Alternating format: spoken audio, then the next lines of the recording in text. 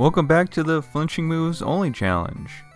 And well, Flinching Moves challenge being where I have to use my flinching moves first with each of my Pokemon, and once that move successfully flinches a gym leader's Pokemon, I can then use the rest of my moves the rest of the game.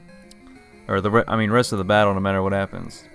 But kicking it with some Pokemon Crystal, which Gen 2, these Gen 2 Pokemon games might be my favorite out of all of them. I haven't played all the Pokemon games, like mostly the newer ones, but I don't know, Gen 2, I know the graphics aren't that good, the sprites, the animations as the newer ones, but there's just something super nostalgic for me for Gen 2, more so than Gen 1, because I remember, I think it was like 2001 or 2 when I was 6 or 7 years old, when I went to Toys R Us, which is sadly closing for all you youngsters out there, but I went there and I saved up my cash and I bought my first Game Boy Advance.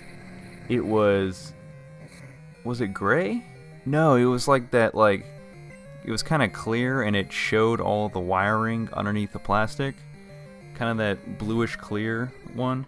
And my first ever Pokemon game was Pokemon Gold, which I think I did. The current copy of Pokemon Gold that I have is not my original one.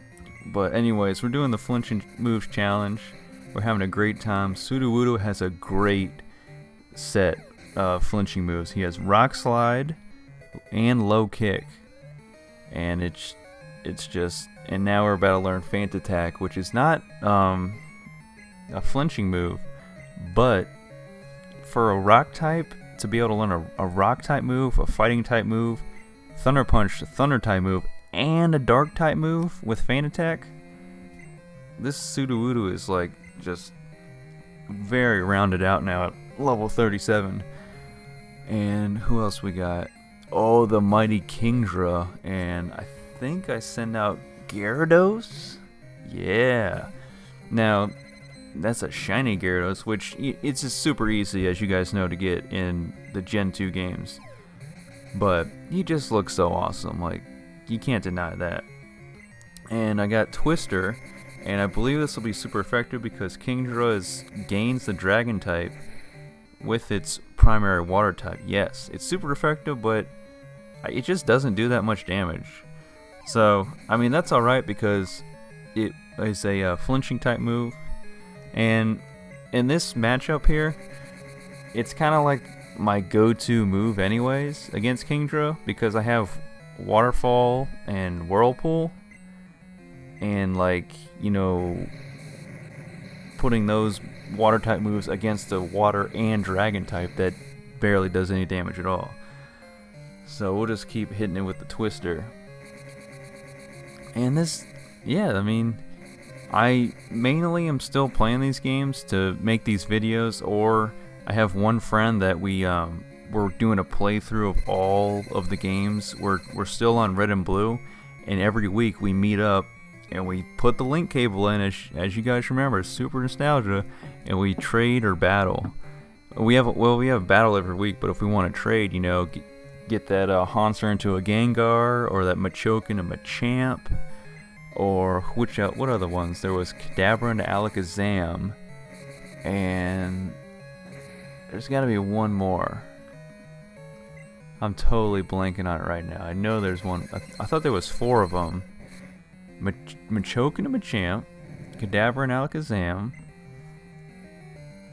Haunter into Gengar, and oh man, yeah, I can't remember it right now. I know it's out there. It's on like the tip of my mind, not the tip of my tongue.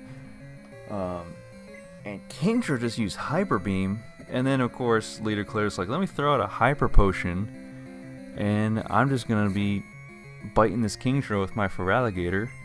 Oh yeah, I forgot I have Scary Face, but I rarely use that.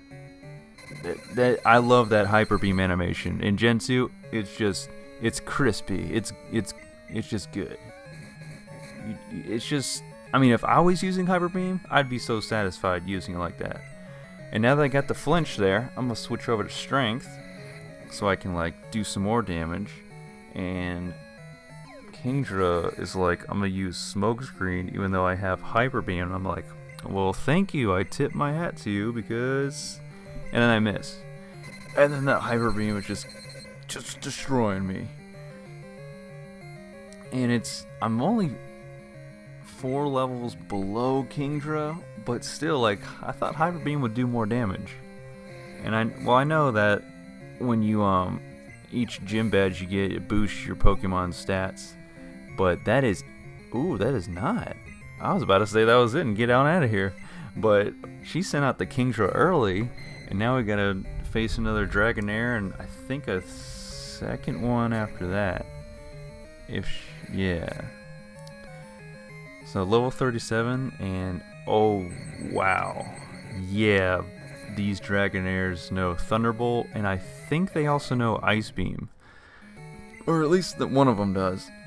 And we're down to our last 2 fully healed Pokemon, and Radicate's gonna hook it up with Hyper Fang. That was a good flinching move for me to research and find. So I'm glad that's the only reason I have Raticate on my team, just for Hyper Fang.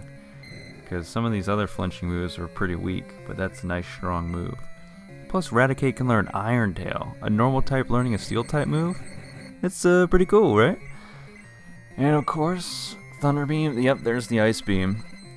And I'm already paralyzed, which I'm like glad that Dragonair used Thunder Wave on me so that I can't get frozen. Because anytime I get frozen, it seems to like take forever to unthaw. And I think in the newer games you can only be frozen for up to 5 turns. Or I'm not really sure how it works, because I know paralysis, you're paralyzed until you use a full heal or a paralyzed heal or a berry, or whatever that berry is that heals your paralysis. But we are done with this challenge, and that's all 8 gym leaders, so we will move on to the Elite 4 with our flinching moves, and eventually the original 8 Kanto gym leaders, except for the poison one, because that's Koga's daughter.